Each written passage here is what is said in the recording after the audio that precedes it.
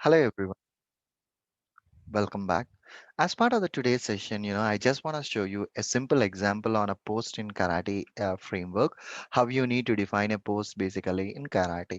So one thing that differs from get and as well as a post is for get, you no need to specify the request, whereas for a post, you need to specify the request body and the request should be passed using a request method. And inside these braces, you just need to pass your request. So what I'm doing right now means I just navigated to dummy REST API examples and we have one post method is there and there is a URI for that and even the details are there.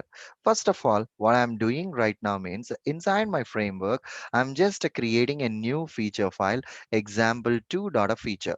Let me trim my content out over here. This is not a get method. This is a post method, right? Validate post request, verify what is this particular API, dummy sample REST API, verify dummy sample REST API, post request.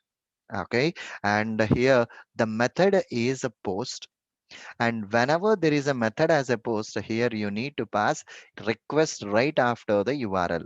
So that's the reason what I'm doing means given and request. See here and request. That request should be passed in these braces. That's fine.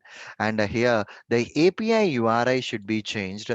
For this one, the post, this is the URI. Copy the URL, update this URL here. Okay, update this URL here and it doesn't need these last two commands. Let me delete it and let's go back to this documentation and see the details. So for this API, as per the details, they have a given sample JSON. So this is the JSON that you guys need to give in for this post request, and this is the response that you will get from that particular thing. Now let me get this one.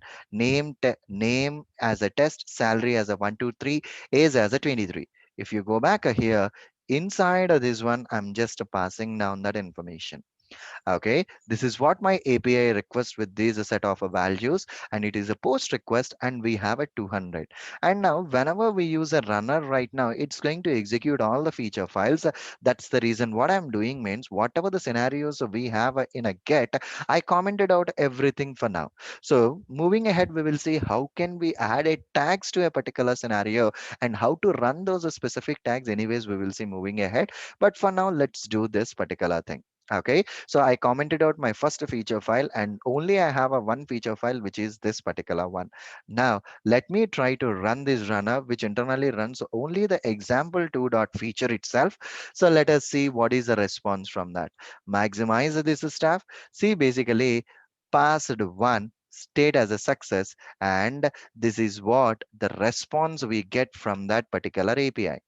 Copy this response and directly paste it in a JSON converter. I just want to convert it. See status data successfully. Let me compare this response here with this.